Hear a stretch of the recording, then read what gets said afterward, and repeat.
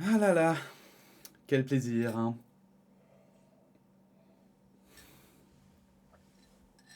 On va avoir besoin d'être bien réveillé là pour encaisser un peu tout ça. J'aurais préféré que ça s'arrête là, mais j'ai l'impression que ça s'arrête jamais et c'est un peu l'enfer. Il y avait des choses, des noms que j'avais déjà entendus, lointainement, des choses où j'avais eu vent, hein. Mais en fait, ce qui est terrible, c'est que j'ai l'impression que plus on avance dans des révélations et plus elles sont solides, plus il y a des preuves, plus les victimes aussi sont nombreuses et donc forcément, voilà, je veux dire, c'est pas entre par exemple un créateur connu et une personne. Non, non, c'est un créateur connu et 10, 20, 30 victimes. Et bordel de merde. Vraiment, genre, c'est. Waouh!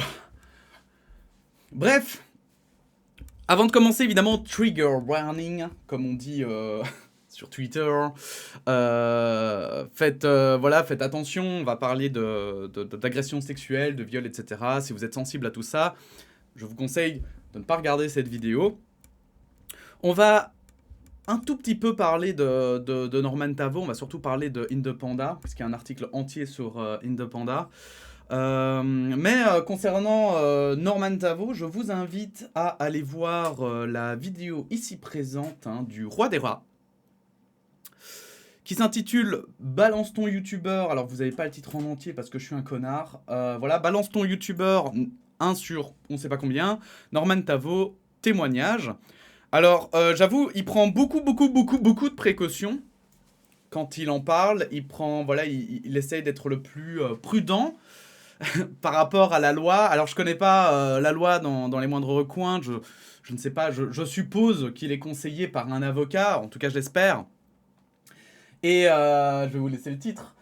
Et, et bon, ouais, je suppose qu'il sait ce qu'il fait. Mais d'un autre côté, voilà, moi j'ai un peu du mal parce que on a déjà parlé sur cette chaîne-ci hein, voilà, de la présomption d'innocence, de ce qu'on peut dire et ce qu'on ne peut pas dire, des risques de procès, etc.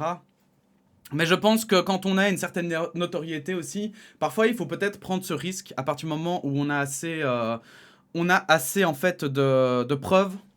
En l'occurrence, le roi des rats, il se rapproche de plus en plus, on va dire, d'un certain journalisme finalement. Alors je sais que voilà, il ne se prétend pas journaliste. Hein, voilà, je vais dire, il nuance un petit peu sa fonction. Mais d'un autre côté, je trouve que bah, c'est quand même ce qu'il fait et ce serait pas mal que bah ouais qu'il l'accepte dans un sens. Enfin, je pense que voilà, lui, il a peut-être voilà, c'est vrai que je pense qu'il a plus de possibilités de pouvoir dire des choses plus clairement que moi, par exemple. Moi, si j'ai un procès sur le dos, bah, je sais pas le payer.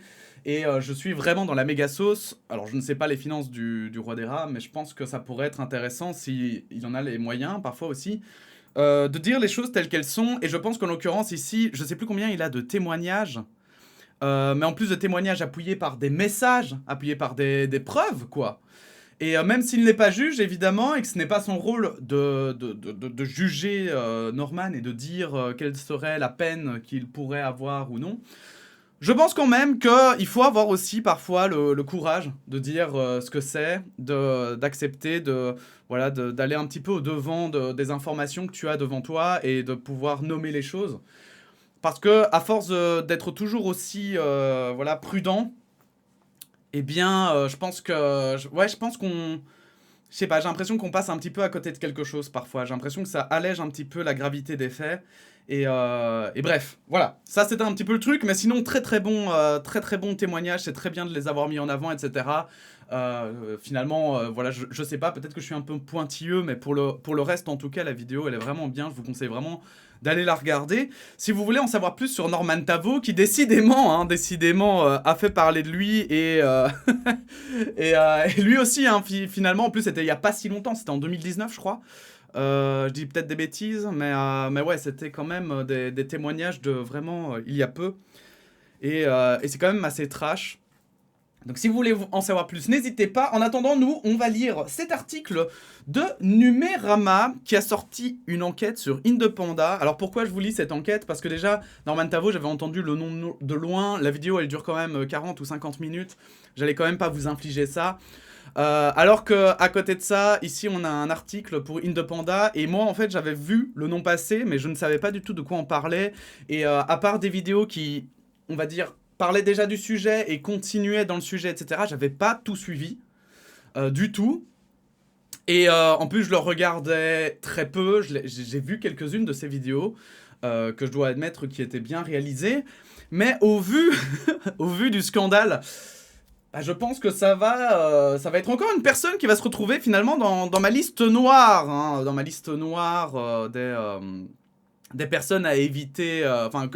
À éviter. Que je ne vais moi personnellement plus suivre en tout cas sur les réseaux sociaux et sur internet parce que je trouve que les faits qui leur sont reprochés sont vraiment graves. Donc bref, allons-y. Il a tellement forcé que j'ai fini par craquer. Enquête sur le youtubeur Indepanda mise en cause par plusieurs personnes. Une nouvelle affaire, hashtag balance ton youtubeur. Et vraiment, ça n'en finit pas. Hein. C'est... Bon, j'espère vraiment qu'un jour ça va s'arrêter et que enfin... je sais pas, je veux dire, les créateurs stars vont se rendre compte de l'influence qu'ils ont et des conneries qu'ils font parce que c'est pas possible, quoi. Enquête Numérama. Le youtubeur Indepanda, pseudonyme du français Victor Bonnefoy, est accusé par plusieurs victimes présumées d'agressions sexuelles, corruption de mineurs et viol. Numérama s'est entretenu avec une vingtaine de personnes. Notre enquête montre que pendant des années, le vidéaste aurait utilisé sa notoriété pour obtenir de ses fans mineurs des photos dénudées et en aurait envoyé en retour. Alors je vous rappelle, hein, donc, encore une fois, on a fait une vidéo sur le sujet, hein, peut-on accuser quelqu'un de quelque chose, sur la présomption d'innocence, etc. On a fait une vidéo, il y a même un article qui est sorti sur la RTBF en Belgique, qui traitait du sujet. Peut-on accuser quelqu'un de quelque chose? Est-ce qu'un journaliste a le droit de faire ça? Et donc, juste pour rappel, en très gros résumé, je vous mettrai, si je la retrouve, la vidéo en fiche ou quoi que ce soit. Mais en très résumé, oui, on peut, d'accord? C'est une notion de jurisprudence. Alors, si les personnes ne sont pas d'accord avec ce dont on les accuse, elles peuvent se retourner, bien sûr. Elles peuvent crier à la diffamation, elles peuvent porter plainte pour diffamation. Cependant, la diffamation ne marche que si la personne qui t'accuse de quelque chose n'avait pas assez de preuves dans ses mains pour t'accuser. Donc c'est pour ça que c'est très important, parce que ça veut dire aussi que si un journal a assez d'éléments pour accuser quelqu'un de quelque chose, mais qu'au final, il s'avère que d'autres éléments qu'ils n'avaient pas en leur possession et qu'ils ne pouvaient pas avoir viennent corroborer ce qu'ils disaient, eh bien, ils ne vont pas forcément tomber pour diffamation. Voilà, c'est pour ça que c'est important. Bref. Continue. Je lui ai dit plein de fois non, mais il a continué à m'embrasser. Iris, alors le petit astérix, c'est pour dire que tous les noms seront censurés, raconte avoir été victime d'une agression sexuelle de la part de Victor Bonnefoy, plus connu sur YouTube sous le nom d'Indepanda. Les faits se seraient déroulés en septembre 2022, mais Iris ne serait pas la seule. D'autres personnes, interrogées par Numérama et mineures au moment des faits, racontent qu'elles auraient envoyé des photos dénudées au youtubeur à sa demande. Les plus jeunes avaient 13 ans. Une autre témoin nous a rapporté des faits caractérisés de viol par la loi. Nous avons recueilli de nombreux témoignages faisant état de faits graves qui auraient eu lieu entre 2014 et 2022. Alors que les premières histoires ont été rendues publiques dès 2016, marques, médias et festivals ont continué à accueillir le youtubeur spécialisé dans le cinéma, aux 300 000 abonnés, à bras ouverts pendant 6 ans, lui offrant des rôles prestigieux et lui permettant de continuer à produire ses vidéos, ses livres et ses podcasts. Ça, je trouve qu'en fait, c'est limite le plus grave, en fait. C'est ceux qui étaient au courant de ce qui se passait, mais qui, malgré tout, continuaient à l'inviter, etc. En fait, je pense que même ces affaires hein, qu'on voit, les balance ton youtubeur, etc., en dehors même de ce qu'on peut reprocher aux personnes indépendamment les unes des autres, je pense qu'il y a quand même quelque chose de très grave derrière, c'est que il y avait des gens qui étaient au courant, et malgré ça, ces gens ont décidé de fermer les yeux sur ces comportements, et quand même de les inviter, etc. Et ça, vraiment, je trouve que c'est très grave, en fait. Ça ne devrait pas se passer comme ça. Normalement, quand quelqu'un a un comportement qui est problématique, en fait, même si c'est une star interplanétaire, tu arrêtes de l'inviter. Alors quand je parle de comportement problématique, c'est pas au niveau des opinions forcément, hein. Je veux dire, c'est pas au niveau de la liberté d'expression. C'est pas quelqu'un que voilà qui fait chier, par exemple, j'invente Macron ou Mélenchon, hein, pour prendre deux extrêmes, et que du coup, ah non, on va pas l'inviter parce que il fait pas plaisir à ces gens-là. Non, non, je parle vraiment de faits qui sont graves et qui pourraient être des crimes ou en tout cas, on va dire éthiquement très graves. Depuis 2020, date à laquelle de nombreuses personnes ont pris la parole sur Twitter pour dénoncer les actes de certains youtubeurs avec le hashtag balance ton youtubeur, Numérama a réalisé près d'une vingtaine d'interviews avec des victimes présumées et témoins. Ces entretiens peignent tous le même portrait, celui d'un youtubeur influent, ayant une forte emprise sur sa communauté de fans et sur ses proches. D'une personnalité consciente de sa notoriété qui aurait profité de son statut pour obtenir des photos dénudées de ses abonnés et qui aurait abusé de certaines de ses partenaires sexuels. Le portrait d'un homme qui refuserait d'entendre non. Et donc ça c'est le plus grave puisque du coup ça voudrait dire viol ou en tout cas agression sexuelle. La réponse de Victor Bonnefoy. Nous avons envoyé une liste de questions à Victor Bonnefoy et lui avons proposé de nous entretenir avec lui avant publication de cette enquête. Ça c'est un devoir journalistique d'ailleurs, sachez-le. Quand vous êtes journaliste, déjà bon c'est la base, hein, parce que comme le disait Mediapart, on l'avait lu ensemble il me semble, c'est toujours intéressant d'avoir évidemment la version de la personne suspectée finalement de crimes ou autres méfaits. Et ça peut toujours apporter de nouveaux éléments. Donc c'est pour ça aussi que c'est obligatoire et que les journalistes ne s'en privent pas. On n'a pas forcément toutes les versions, on n'a pas forcément... Voilà, parfois, les contextes sont changés, etc. Maintenant, on va pas se mentir, mais plus il y a de victimes, ou en tout cas de témoins, et plus c'est quand même compliqué de dire que ce n'est pas vrai, quoi. Hein. Bon. Le youtubeur nous a répondu par le biais de son avocate. En réponse à vos questions, celui-ci conteste fermement avoir commis la moindre infraction à caractère sexuel, que ce soit à l'encontre de majeurs ou de mineurs, nous a-t-elle indiqué. Victor Bonnefoy est présumé innocent. Une agression présumée en septembre 2022. Iris a connu Victor en 2015 par le biais de ses vidéos. Fan de son travail, elle finit par le rencontrer 6 ans plus tard en mai 2022 lorsqu'un ami commun l'invite à une soirée où le youtubeur est également présent. Ils font connaissance, s'entendent bien et Victor commence à la suivre sur les réseaux sociaux. Elle n'a l'occasion de revoir le youtubeur que quelques mois après, en septembre 2022, lors d'un festival de cinéma très couru. Victor offre la possibilité à Iris d'y aller avec lui et l'équipe de son podcast appelé Pardon le cinéma. Il propose même à Iris d'être hébergée gratuitement. Un des membres de l'équipe ne peut finalement pas venir, sa chambre est donc inoccupée. Bah, ça tombe bien. Iris hésite. J'ai demandé à des amis ce qu'ils pensaient de la proposition. Je voulais savoir si c'était normal, si ça n'était pas déplacé. Tout le monde m'a rassuré en me disant que c'était normal, alors j'ai dit oui. Et très franchement, oui, ça peut être tout à fait normal, parce qu'en réalité, surtout si une personne a une chambre de libre, pourquoi pas? Moi, je veux dire... alors, est-ce que ça m'est déjà arrivé dans des trucs? Oui, en fait, oui. Oui, j'ai déjà eu, mais alors moi c'était pas des chambres d'hôtel parce que j'en suis pas à ce stade-là, mais ce soit des places pour des trucs ou quoi. J'ai déjà proposé évidemment à des gens, comme j'avais des places, soit parce que des gens avaient des commandés ou quoi, bah forcément tu proposes. Et j'ai même déjà demandé parfois pour des partenariats à avoir des choses en plus pour des gens qui m'assistaient et tout.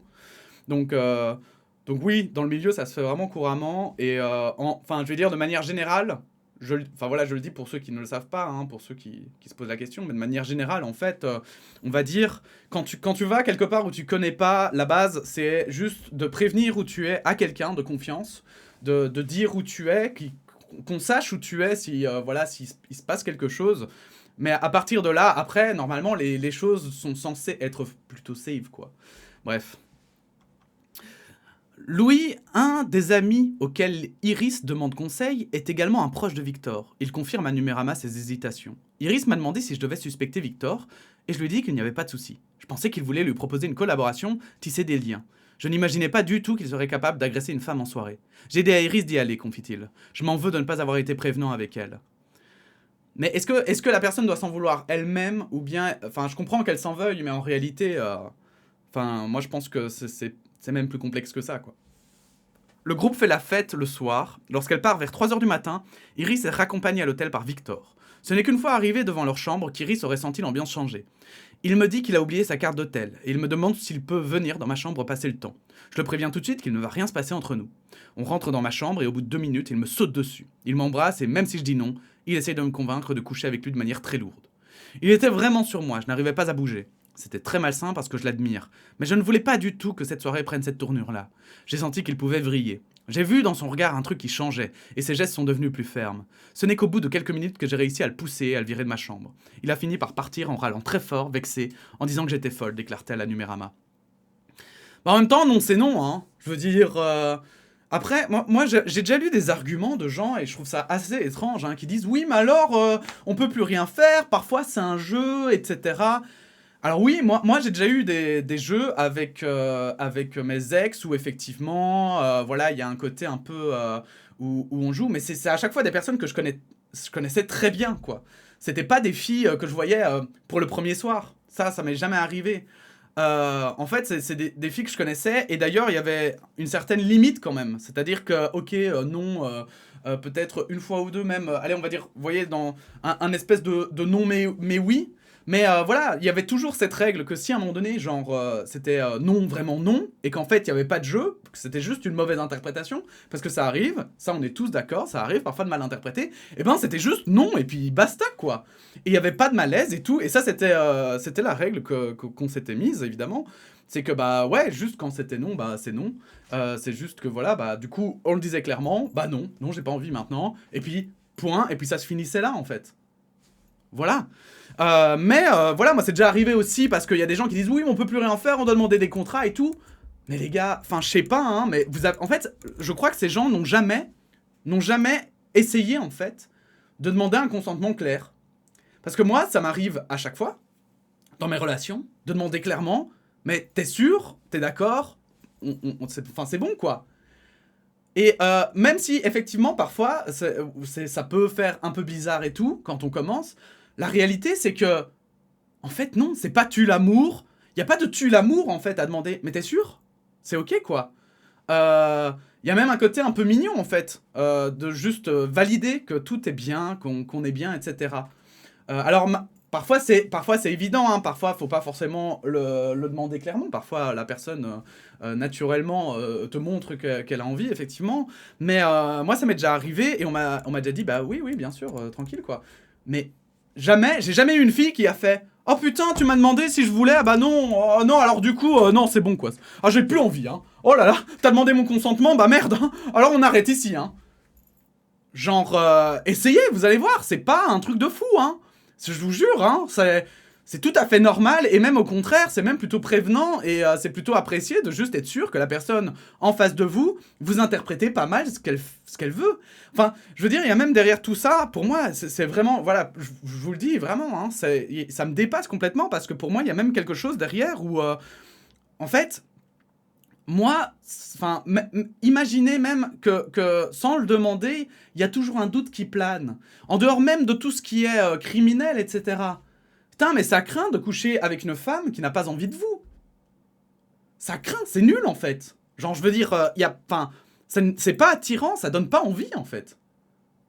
Donc, mais je veux dire, moi, le savoir que j'ai couché avec une femme sans qu'elle le voulait, mais je trouve ça détruit tout. Je suis là en mode, mais putain, mais c'est devenu à chier. Même si c'était une bonne expérience, ça devient nul alors. Ça veut juste dire que voilà, t'étais là. En fait, t'étais tout seul dans ton délire, quoi. Vous savez, c'est un peu le mec à la soirée, il est tout seul à s'amuser là. Il est là, ouais, trop bien et tout. Il se bourre la gueule et tout seul. Et puis t'as tous les autres qui se font chier. Et puis après, la soirée, bah tout le monde fait, bah non, c'est trop fait chier, t'étais tout seul dans ton délire, mec. T'es pas en mode, ah ouais, non, c'était trop bien. Bah non. Enfin, bref, un peu chelou, hein. Par la suite, Victor serait venu toquer 2 fois à sa porte cette nuit et lui aurait demandé à plusieurs reprises si elle était bien sûre de ne pas vouloir coucher avec lui. J'ai eu peur, nous confie aujourd'hui Iris. J'avais entendu de loin les histoires d'accusations de viol sur les réseaux sociaux et par un proche. Je n'y avais pas cru avant, mais à ce moment-là, je me suis dit c'est sûr, c'est vrai. Iris parle de son histoire le lendemain à des amis proches après être partie du festival. Louis confirme. Dès le lendemain, elle m'a écrit pour me dire que la soirée était cool, mais qu'il s'était passé un truc bizarre de drague lourde et elle m'a tout raconté. Selon la loi, embrasser une personne sans consentement et sous la contrainte constitue une agression sexuelle actuelle. Il s'agit d'un délit passible de 5 ans d'emprisonnement et de 75 000 € d'amende. Quand on donne ce genre de données, c'est toujours les peines les plus lourdes possibles, d'accord ? Donc il aurait aussi pu avoir juste du sursis et rien, ou même juste une amende. Indepanda, un influent vidéaste début du YouTube français. L'histoire d'Iris n'avait jusqu'à présent jamais été racontée publiquement, mais son agression a cependant été ébruitée dans le milieu très fermé des vidéastes. Début novembre 2022, de nombreuses réactions se sont faites entendre. Le média Sens Critique, pour qui Victor était jusque-là chroniqueur, a arrêté leur collaboration. Le cinéma du Club de l'Étoile, chez qui le youtubeur devait organiser un festival, a annulé. Enfin, certains anciens proches collaborateurs de Victor, ainsi que des membres de l'équipe de son podcast, Pardon le cinéma, ont pris leur distance.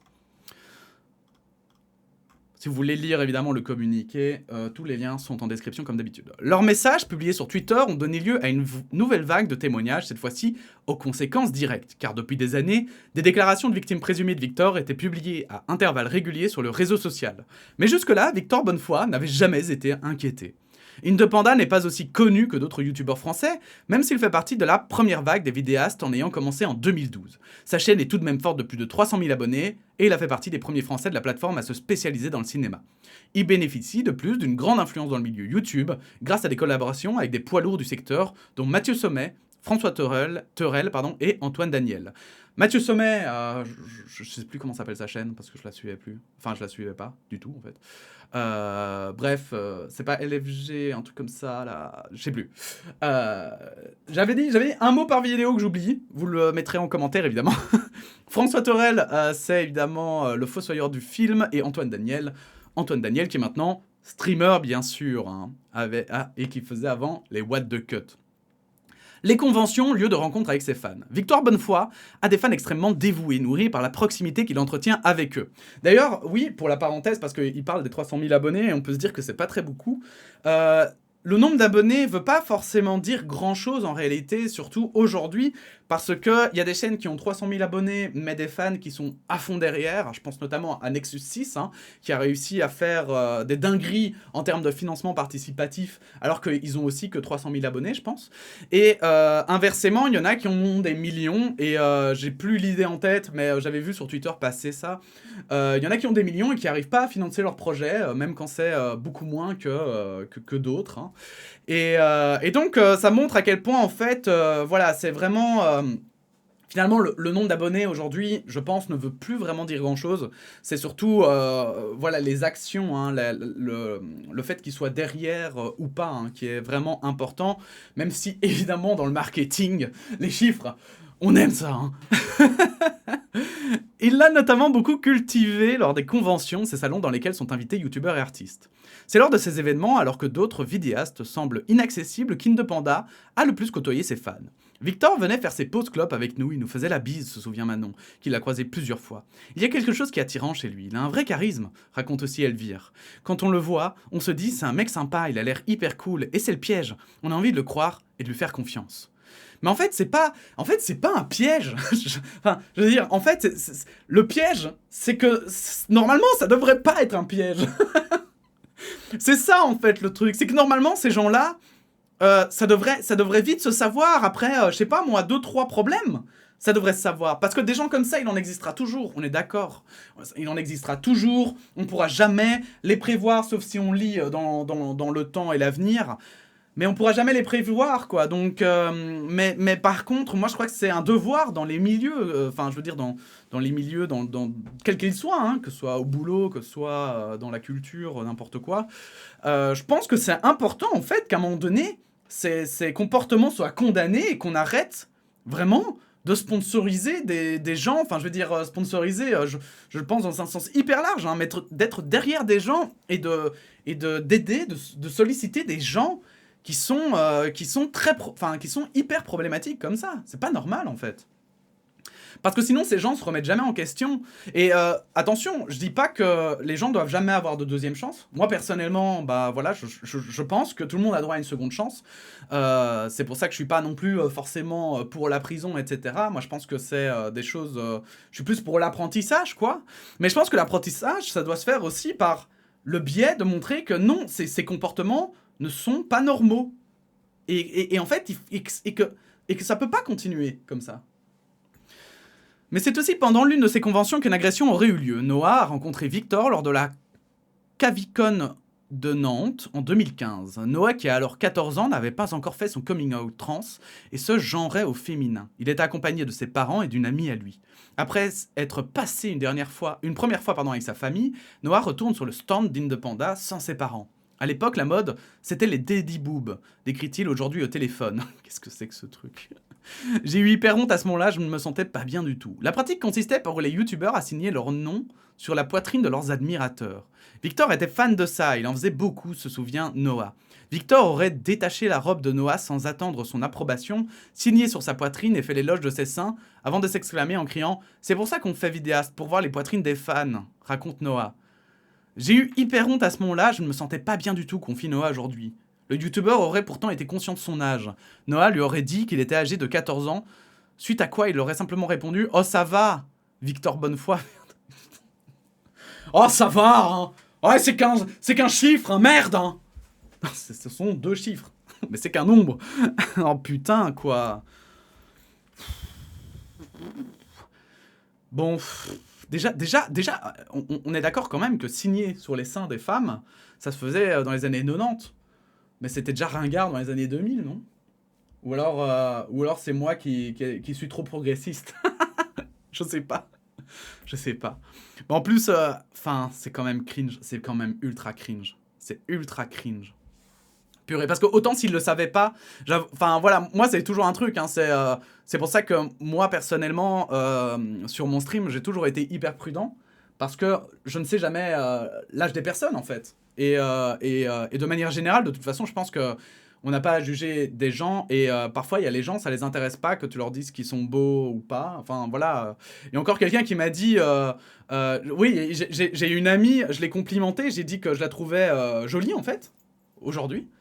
Et elle m'a dit, mais putain, mais ça saoule, j'avais pas envie de le savoir. Je disais, ah putain, pardon, hein, je voulais faire un compliment. Mais donc, du coup, voilà, tout ça pour dire que parfois aussi, parfois les gens, ils s'habillent, ils en ont rien à foutre de ton avis, quoi. C'est pas parce que t'as un avis, même positif, qu'il faut forcément le dire. Mais du coup, en plus, je trouve quand t'es influenceur de manière générale, tu dois forcément faire attention parce que on sait très bien aujourd'hui que justement, les jeunes grandissent plus vite, etc. Et en fait, le physique, ça veut presque plus rien dire, quoi.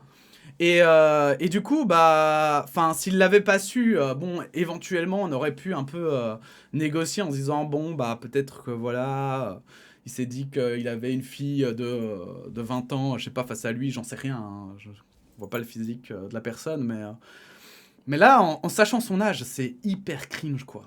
C'est hyper cringe. What the fork, si je peux me permettre. Des demandes de photos dénudées pendant des lives. En dehors des conventions, c'est sur Twitter que sa communauté est la plus dynamique. Entre 2014 et 2016, Victor et ses fans échangent beaucoup sur le réseau social. C'est également là qu'il organise ses lives. Jusqu'à plusieurs fois par semaine, Victor lance des streams tweetcam, lors desquels ses fans peuvent interagir avec lui et lui envoyer des messages. Je pense que c'est comme TPMP, là, où il montre des tweets, machin.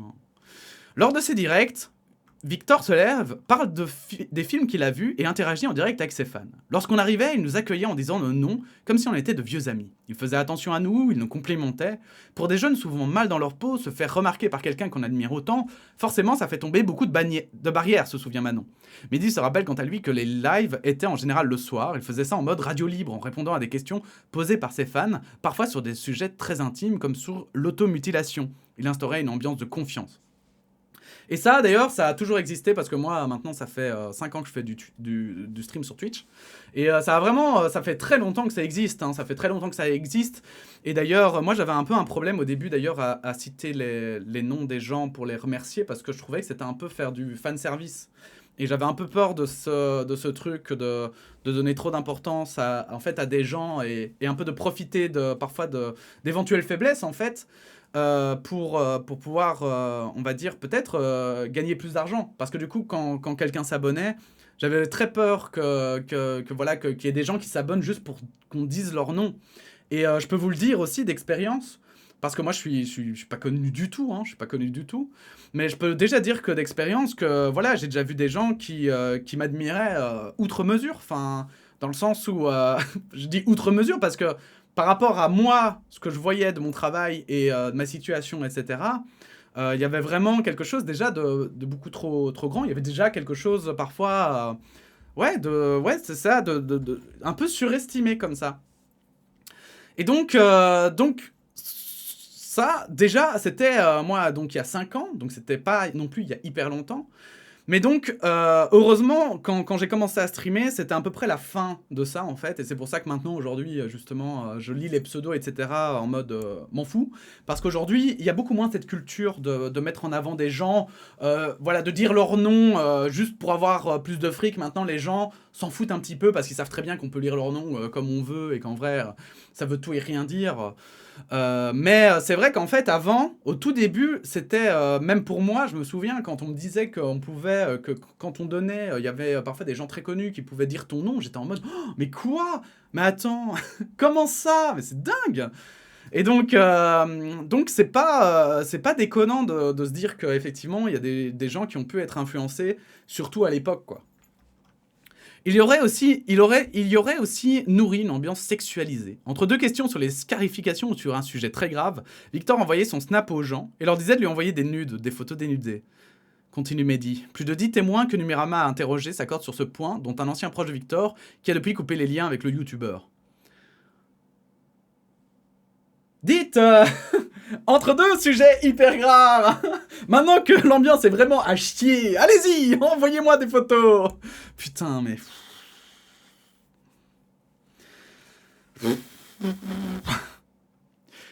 Clémence, qui a côtoyé Victor entre 2014 et 2016 par le biais d'amis communs, détaille ce qu'elle appelle son mode opératoire. Il disait en rigolant « envoyer des nudes » en mode blague, mais quasiment toute sa communauté était mineure, note-t-elle. Un fait dont le youtubeur aurait été au courant. Il était très proche d'eux et fatalement des personnes influençables ont fini par le faire pour se faire remarquer et bien aimer. Lui, il se défendait en disant « moi je rigole, mais les gens le font vraiment, c'est pas ma faute ». Alors ça c'est la pire excuse, mais c'est la pire excuse, vraiment. Genre, ça j'ai jamais compris. Ça, j'ai jamais compris parce que, en fait, tu le fais pas si tu sais que des gens le font. Voilà, en fait. Moi, je crois que j'aurais supprimé, en fait, j'aurais supprimé mon compte Snapchat. Si j'avais envie de continuer à faire la blague, j'aurais supprimé mon compte Snapchat, par exemple. Enfin, je sais pas s'il donnait son Snap, là. Voilà, là ça reste dans la blague parce que tu donnes une fausse info, c'est un peu comme les streamers qui disent ah oui, donnez-moi de l'argent, mon compte c'est BE4626 lol, voilà, c'est un compte qui n'existe pas, vous saurez pas m'envoyer d'argent. Bon, ça n'influence du coup personne. Les gens, s'ils essayent, ils vont voir que ça ne marche pas, ils vont se faire ah ok MDR, c'était juste une blague. Mais évidemment que c'est pas une blague si t'as un vrai compte. Et puis d'autant plus que le mec il dit il y a quand même des gens qui le font. Bah pourquoi tu le dis alors? Enfin, c'est plus une blague si les gens le font vraiment. Si tu dis à tout le monde, ouais, allez, jetez-vous par la fenêtre, et puis qu'il y a des gens qui sautent vraiment par la fenêtre, genre le mec il va faire, ah non, mais c'est pas de ma faute, hein. Moi je le dis en rigolant, mais il y a des gens qui le font vraiment. Parce que je leur demande. C'est pour moi vraiment la pire excuse. Diane, qui était mineure à l'époque, se souvient que le youtubeur était souvent insistant au sujet des nudes et le rappelait plusieurs fois par live. Mehdi, qui avait 14 ans à l'époque des lives, en 2015 un bonde. Il disait explicitement que ça ne le dérangeait pas s'il y avait des mineurs. J'ai vu beaucoup de mineurs lui envoyer des nudes, dont 2 filles qui avaient 13 ans. Diane était l'une d'entre elles. Suite à ces demandes, j'ai fini par lui envoyer des nudes sur Snapchat. C'était l'été 2015, j'avais 13 ans. Et alors je pense qu'on oublie parfois aussi un petit peu la mentalité qu'on a à 13 ans. Hein. Parce qu'à 13 ans, en fait, t'es hyper influençable, tu peux dire oui à tout. Enfin, en fait, tu sors de l'enfance pour rentrer dans l'adolescence. Mais tout le monde a des degrés divers, en fait. Il y a des gens, ils sont enfants jusqu'à 14 ans, comme il y en a qui sont enfants jusqu'à 10 ans. Enfin, je veux dire, mentalement. Et en fait, le truc, c'est que... forcément, donc, faut jamais, en fait, je crois qu'il faut jamais juger les gens sur l'âge. Et jamais se dire, mais putain, mais c'était évident qu'il fallait pas le faire. Parce qu'en fait, on peut tous aussi avoir des moments de faiblesse, hein, même à 54 ans. D'ailleurs, la crise de la cinquantaine ou de la quarantaine, voilà, cette crise qui consiste, quand tu es vieux, à tout à coup claquer toute ta thune pour te faire plaisir, c'est un moment de faiblesse. Et on a appelé ça comme ça parce que c'est des moments qui arrivent, voilà, plus à 40-50 ans. Mais en réalité, ça a d'autres noms dans les autres périodes de vie. Et en fait, on est toujours, en fait, quand on est en position de faiblesse psychologique, on est toujours influençable. Et c'est très difficile de concevoir quand on l'a jamais été encore. Il y en a qui le sont jamais de leur vie, parce qu'ils ont un bon environnement, parce qu'ils ont en quelque sorte de la chance de ne jamais être en faiblesse psychologique. Mais tout le monde passe par cette... Enfin, tout le monde, non, justement, tout le monde ne passe pas, mais beaucoup de gens y passent. Et surtout quand on est jeune, on a beaucoup de chance d'y passer, puisqu'il y a beaucoup de traumas qui se mêlent, beaucoup de connaissances qu'on n'a pas, etc. Donc je pense qu'il faut jamais juger sur l'âge. Victor, qui avait 21 ans à ce moment-là, lui aurait par la suite demandé plusieurs fois des photos dénudées. Mon âge était inscrit dans ma bio Twitter, et la très grande majorité de sa communauté était mineure, donc j'ai du mal à penser qu'il ne savait pas que les nudes qu'il recevait venaient d'enfants. Victor lui aurait même montré son appréciation par message sur Snapchat selon une capture d'écran conservée par Diane. Purée, quoi. Et là, on a la capture d'écran. Voilà, moi, c'est ça qui me trouble. C'est que là, on a carrément les preuves, quoi. Bon, bref. Pendant un live où il avait invité des amis chez lui, il se plaignait lourdement de ne pas avoir eu de nudes dernièrement. Il avait dit « En plus, je sais que dans le chat, il y en a qui m'en ont déjà envoyé. À ce moment-là, j'ai eu peur qu'ils me disent mon nom. Alors je lui en ai envoyé une, en panique. Quand il l'a reçue, il a dit en plein live « Ah, enfin une !» Il l'a ouverte et l'a montrée à ses amis. Raconte Diane. Après cet événement, elle raconte avoir pris peur et avoir arrêté de participer au live. Mais quel enfer. Oh là là, mais c'est à ce point-là, quoi. Le mec, il en est... Mais même ses potes, enfin, genre... Enfin... C'est ça qui est hyper malsain. Vous voyez? Là, je suis désolé, mais il y a aussi la responsabilité de ses potes, quoi. Comment tu peux avoir un pote qui a une influence, qui est là en mode... Hey, regarde, j'en reçois des nudes d'abonnés. Et en plus, regarde, elle est mineure. Enfin, je sais pas, en fait. Je sais pas, c'est trop bizarre. Depuis octobre 2016, le fait de porter atteinte à l'intimité de la vie privée d'autrui en partageant sans consentement des images présentant un caractère sexuel prises dans un lieu public ou privé est un délit. Machin. Les faits présumés que raconte Diane se sont déroulés en août 2015, et la non-rétroactivité de la loi fait que Victor ne pourrait donc être poursuivi pour cette raison-là. Il est toutefois important de préciser le cadre de la loi et de rappeler que le partage de photos dénudées est un délit. Oui, effectivement. Il me disait qu'il était triste et qu'il avait besoin de réconfort. Noah a vécu une expérience similaire à celle de Diane. Après leur rencontre à la Cavicon, il se serait mis à discuter par Snapchat avec Indepanda. Après l'avoir entendu demander des nudes pendant de ses lives, un jour Noah aurait décidé d'accéder à sa demande. Je lui ai envoyé un nude et après ça il a commencé à me parler tous les jours. Il me demandait tout le temps des nudes. Lorsque je ne voulais pas, il est forcé de ouf et il me manipulait carrément pour que je le fasse, se souvient-il. Il me disait que j'étais magnifique ou alors qu'il était triste et qu'il avait besoin de réconfort. Oh, pauvre chou quoi. Oh. J'envoyais des photos de mes seins, mais au bout d'un moment, il a voulu plus. Noah, à 14 ans, évidemment, toujours plus. Tu donnes ça, après il veut ça, et puis il prend ça. Bon, bref. On connaît la chanson. Hein. Noah, 14 ans, et Victor, 21 ans. Le youtubeur aurait continué, malgré son âge, à demander des images dénudées à Noah. Leurs échanges auraient duré quelques mois lors de son année de 3e au collège. Lors d'un voyage scolaire organisé par sa classe, Noah aurait reçu des demandes insistantes de la part du youtubeur. Je l'ai fait quand j'étais dans la salle de bain de l'hôtel avec mes potes à côté. En général, j'envoyais des photos de mes seins, mais au bout d'un moment, il a voulu plus. Il a tellement forcé que j'ai fini par craquer, même si je n'étais pas à l'aise. Il me demandait des positions spéciales, des tenues. Un soir, alors que Victor aurait été complètement ivre après un live, il est venu me parler et c'était l'enfer. Il m'a demandé plein de trucs, dont des gros plans de certaines parties, raconte Noah à la voix hésitante. Je ne voulais pas, mais au final, j'ai fini par accepter tellement il me disait qu'il n'allait pas bien et que je devrais prendre soin de lui. Mais c'est tellement innocent. C'est tellement dégoûtant.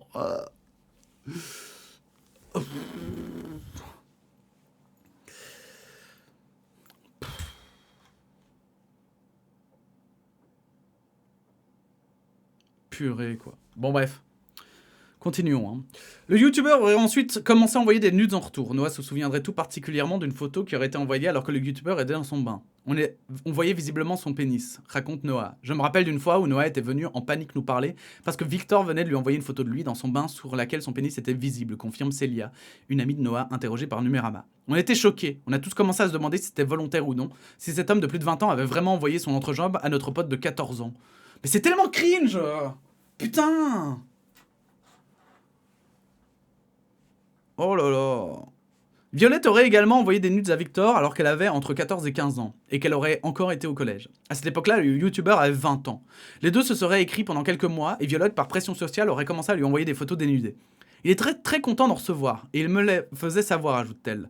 Le youtubeur était pourtant au courant que Violette était mineure. En tout, elle lui aurait adressé plusieurs dizaines de photos dénudées. Mais c'est quand même grave de pas avoir de stop dans sa tête. Genre, de se dire, bah ouais, tranquille. Au cas, elle aime, hein. Les faits décrits peuvent s'apparenter à de la corruption de mineurs. Le délit est décrit dans l'article 227-23-1 du Code pénal, comme le fait pour un majeur de solliciter auprès d'un mineur la diffusion ou la transmission d'images, vidéos ou représentations à caractère pornographique du dit mineur. Les faits sont passibles de 7 ans d'emprisonnement et de 100 000 euros d'amende, avec des peines alourdies à 10 ans d'emprisonnement et à 150 000 euros d'amende lorsque les faits ont été commis à l'encontre d'un mineur de moins de 15 ans.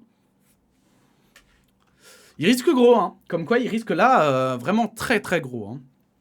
Victor se serait vanté d'avoir obtenu ces photos lors de soirées avec des amis. Il lui serait arrivé d'exhiber des nudes envoyées par des fans à des amis comme des trophées. Clément se rappelle une soirée organisée fin 2016 chez le youtubeur. J'étais en train de discuter avec quelqu'un lorsqu'il nous a interrompu, du coup oui, et qu'il a mis tout à coup son téléphone sous nos yeux. Sur l'écran, il y avait un nude qu'il venait de recevoir sur Snapchat. Il nous disait « Wow, regardez, elle est trop bonne !» et les mineurs en plus, en frimant. J'étais sidéré. Bah tu m'étonnes, putain. Mais what the fuck? En plus, ils sont en vente, mais... Et donc là, pour ceux que ça intéresse, hein, voilà, le genre de snap qu'il pouvait envoyer, hein, vraiment...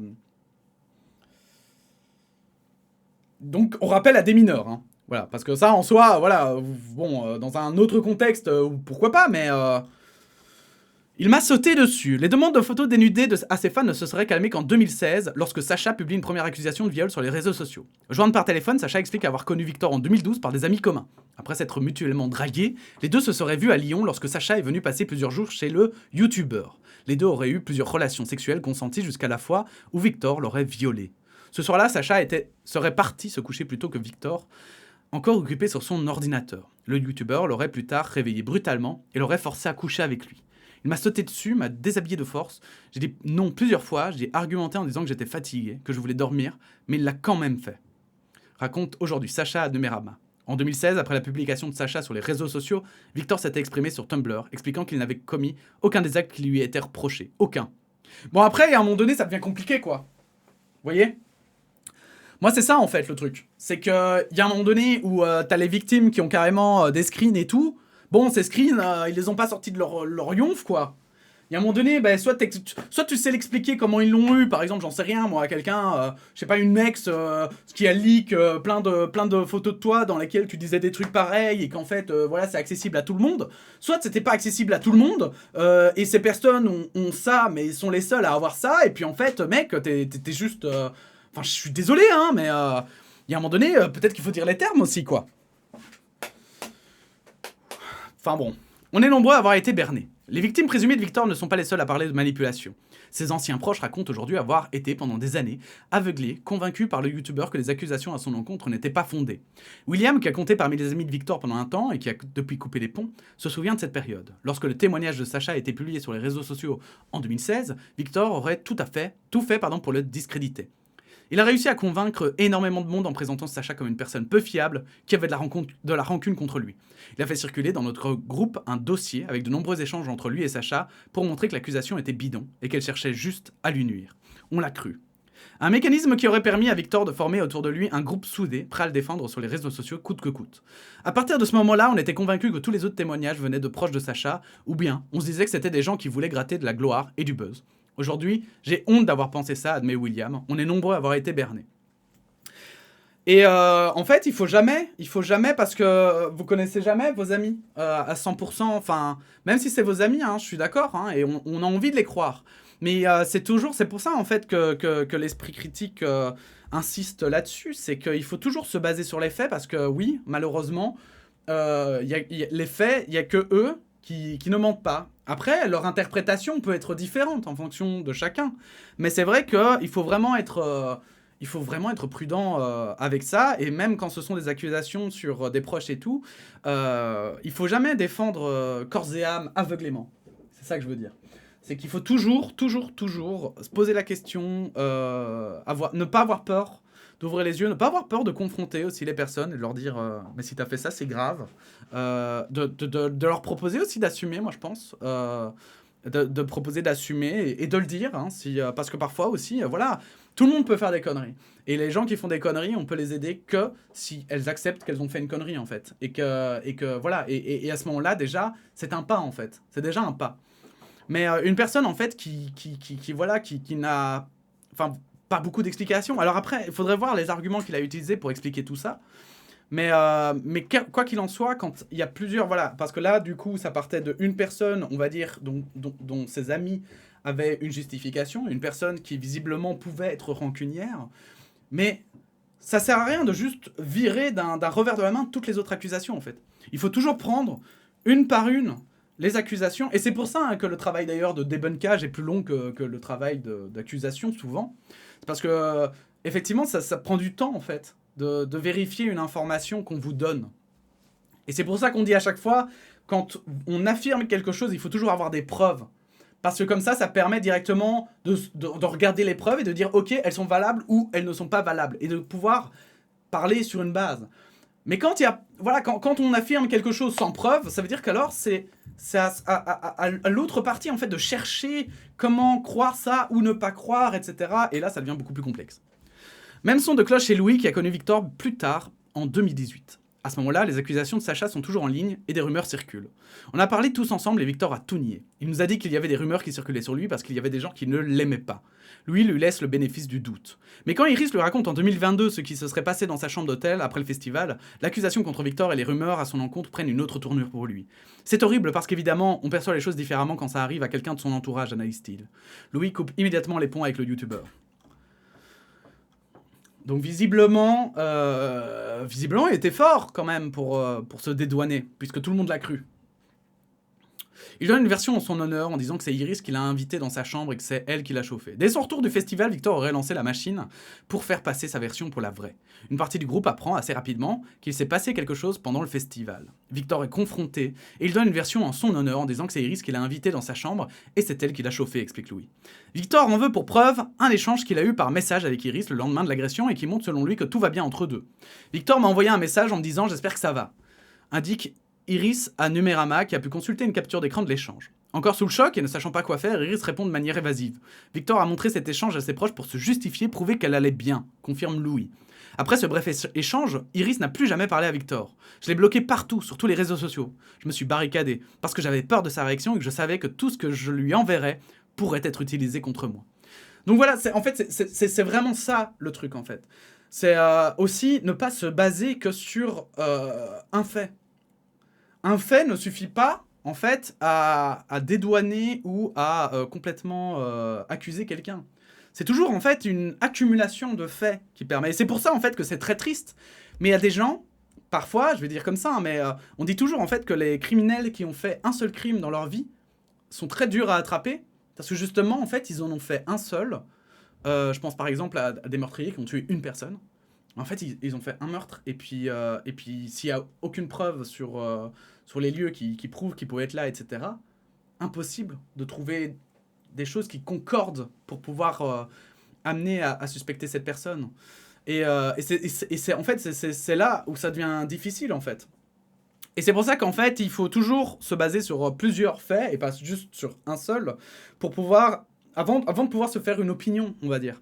Sinon, on suspend son jugement. On le rappelle que c'est toujours possible. Si par exemple ici, ils auraient pu tout à fait se dire « Bon, ok, je suspends mon jugement, je n'ai pas d'avis dessus, ce sont pour le moment une version contre une autre, et je ne peux pas encore dire juste oui ou non, quoi. Je ne peux pas encore dire si je le crois ou pas. Je n'ai plus de preuves assez concrètes pour la justice. Je n'ai plus ? Pourquoi plus ? À notre connaissance, aucune plainte contre Victor Bonnefoy n'a pour l'instant été déposée. Comme pour de nombreuses victimes de violences sexuelles, il y a, en premier, la crainte de ne pas être cru.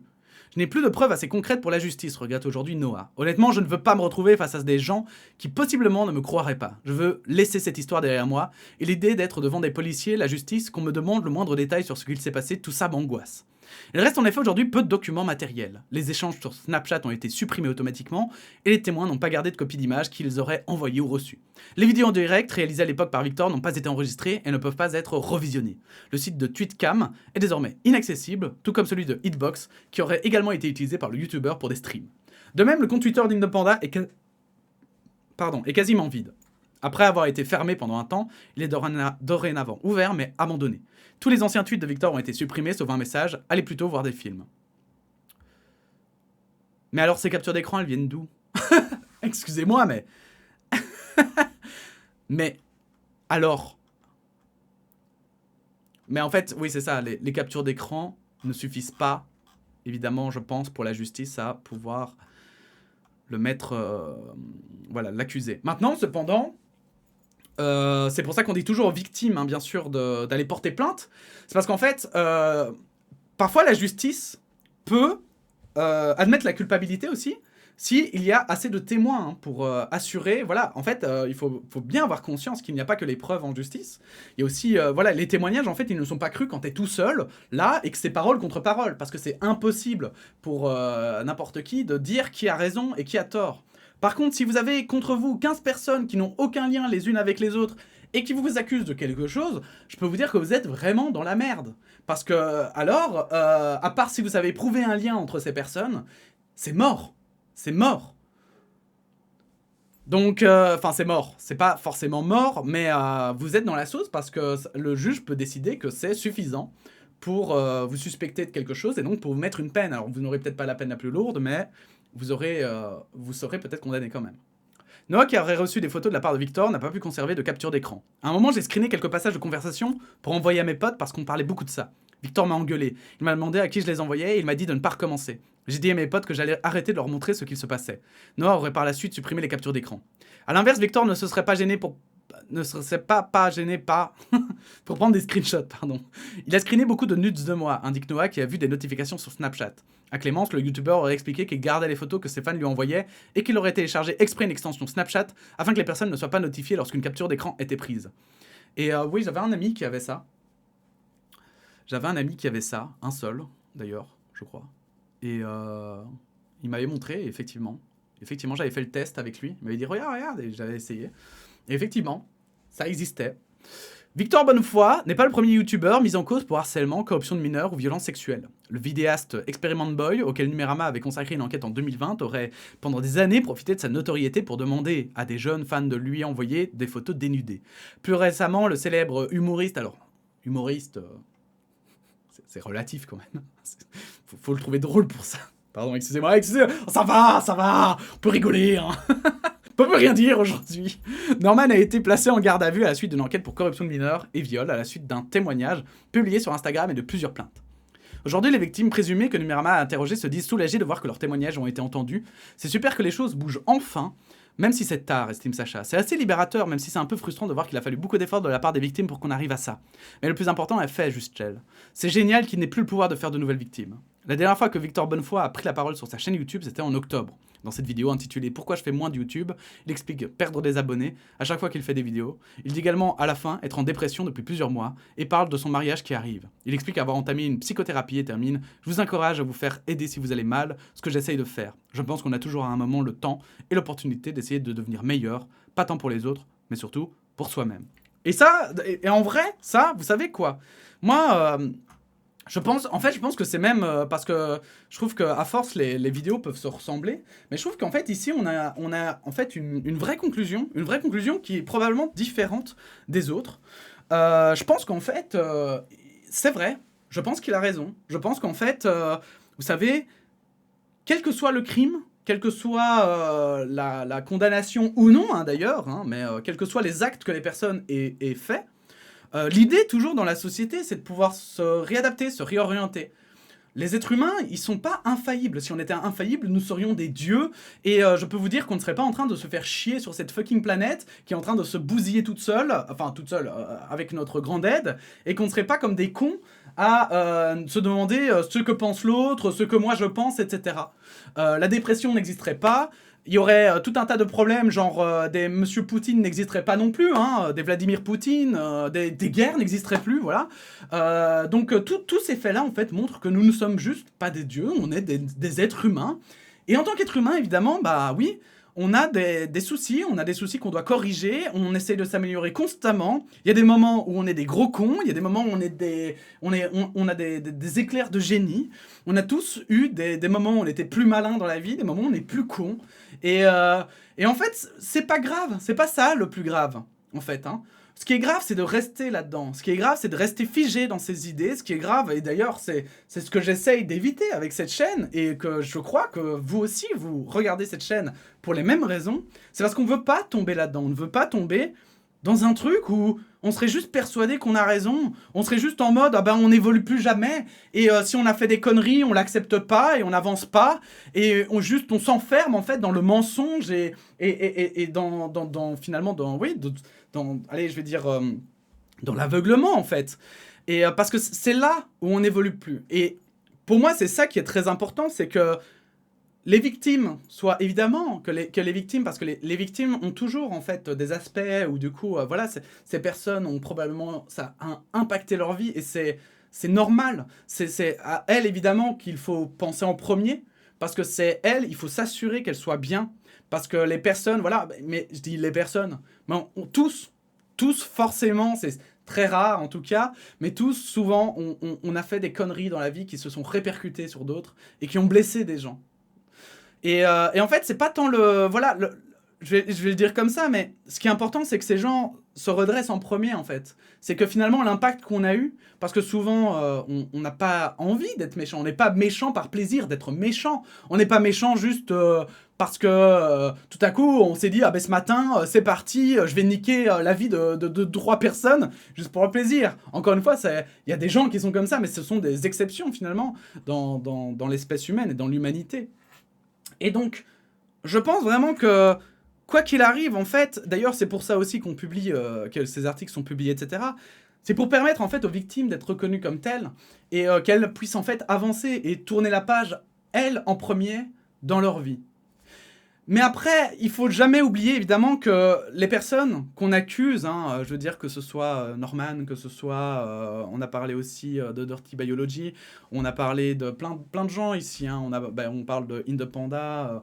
bref, toutes ces personnes, on les accuse pour une seule et bonne raison. Si on pointe leur comportement, c'est pas juste aussi... Voilà, il y a le côté que tout le monde soit au courant de leurs agissements et ne les refasse peut-être pas, hein, et de chacun tous s'éduquer, hein, et de savoir ce qu'on doit faire ou pas faire dans le futur pour éviter que ça se reproduise. Mais ces personnes aussi, évidemment, on leur souhaite pas de juste se mettre en boule et pleurer et mourir de tristesse dans un coin, en fait. C'est pas ça ce que l'humanité veut. Ce n'est pas ça qu'on pense. C'est pas comme ça qu'on pense l'humanité. Qu'on pense les peines de prison, etc. Ça, c'est une vision très archaïque, en fait, hein, moyenâgeuse, voire même après, voire même avant. En fait, on le sait aujourd'hui. On a un intérêt à ce que les gens qui ont fait des conneries, même immenses, je pense notamment, par exemple, les terroristes, et bien qu'en fait, ils se rendent compte de ce qu'ils ont fait. Qu'ils se rendent compte, en fait, des dommages qu'ils ont faits, et que, en fait, ils essayent peut-être de les réparer, ou en tout cas de faire en sorte que le monde devienne meilleur, en fait. Et c'est ça, je vous rappelle, hein, pour tous et toutes, hein, et ça, c'est tout le spectre même politique. On est tous dedans. On veut tous que demain soit meilleur qu'aujourd'hui. On le veut tous, et c'est le but ultime. Et pour atteindre ce but, il faut que les gens qui rendent ce monde pourri adhèrent à cette idée de vouloir devenir meilleurs. Parce que les gens qui font de la corruption, les gens qui font des meurtres, les gens qui font des guerres, les gens qui font tout un tas de conneries, ces gens le font parce qu'ils sont persuadés que le monde de demain ne sera pas meilleur qu'aujourd'hui, et qu'il ne le sera meilleur que si on les écoute eux et rien d'autre. Que si eux interviennent parce qu'ils ont raison. Mais non, évidemment que ce n'est pas comme ça. Et heureusement que ce n'est pas comme ça. Et ce ne sera jamais comme ça. Et c'est pour ça qu'en fait, il y a un moment donné où je pense que, et c'est ça qu'on parle de l'éducation en prison, etc., c'est de faire se rendre compte à ces gens des dommages qu'ils ont faits, et que ces dommages, en fait, le meilleur moyen pour eux de les réparer, c'est de tourner la page, d'accepter leurs erreurs, de tourner la page, de potentiellement aussi réparer leurs erreurs, hein, Et puis, surtout, d'avancer, en fait. Mais d'avancer dans un sens positif, pas dans un sens ah ben je reste comme avant, j'étais mal et du coup je faisais des conneries et je continue. Non, c'est évidemment d'avancer en mode j'ai fait des conneries et j'apprends de mes erreurs maintenant. Maintenant j'ai fait ça et je l'accepte, c'est arrivé, c'est comme ça. Et maintenant il faut que j'avance. Et c'est là où les psychothérapies, etc. sont forcément très utiles et c'est là où je vous encourage fortement à aller en suivre si à un moment donné, voilà, vous sentez des faiblesses, que vous sentez que vous allez faire des conneries, des bêtises. euh, N'hésitez pas, vraiment, il y a des gens qui sont là pour ça, il y a des gens qui ne vous jugeront pas. Vous pouvez aller voir des psychothérapeutes et leur dire j'ai envie de tuer le monde entier, j'ai envie de balancer une bombe atomique, j'ai envie d'aller faire un massacre. Et ils vous écouteront, ils vous jugeront pas, et ils vous aideront en fait à ne pas tomber dans ce revers. Parce qu'une fois qu'on passe la ligne rouge, comme l'ont fait ces créateurs, hein, c'est 10 fois plus difficile d'en revenir. Et souvent, en plus, on a des regrets immenses avec lesquels il va falloir vivre toute sa vie. Parce que souvent, quand on est un tant soit peu humain, on se rend compte du monstre qu'on a été. Et je peux vous dire que vivre avec un monstre, hein, regardez déjà quand vous n'êtes pas un monstre et que vous voyez d'autres monstres, vous n'avez déjà pas envie d'être avec eux. Mais alors quand vous-même vous avez été un monstre, imaginez juste que vous devez vivre avec ce monstre toute votre vie. Bref, je pense que c'est ça un petit peu la conclusion qui est intéressante. Bien sûr, on le rappelle, hein, n'harcelez personne. Hein. D'ailleurs, ça suit cette logique. Hein. Ne devenez pas un monstre à cause des monstres. Hein. C'est comme ça que les monstres restent parmi l'humanité. Devenons tous meilleurs. Prenons ces expériences et ces faits pour essayer de ne jamais reproduire ces erreurs. Prenons soin aussi des gens qui sont des victimes de tout ça. Aidons-les à aller de l'avant parce qu'il y a des gens aussi qui sont victimes et qui deviennent des monstres car elles ont été des victimes. C'est d'ailleurs souvent les monstres ont été par le passé des victimes de quelque chose, hein, je veux dire d'une manière très générale. Et donc, faisons en sorte, prenons soin les uns des autres, parce que, en fait, en prenant soin les uns des autres, on prend aussi soin de soi-même. Et ça, finalement, est-ce que c'est pas aussi ce que l'on recherche tous? Bref, là-dessus, je vous souhaite une bonne fin de journée, un bon week-end, hein, presque. Et puis, sinon, je vous dis à bientôt pour de nouvelles actualités. Hein. N'hésitez pas, comme d'habitude, à liker, vous abonner, bref, hein, bon, si vous savez pas, vous avez quel âge? Vous vivez dans une grotte ou quoi? Bref, à bientôt, la bise.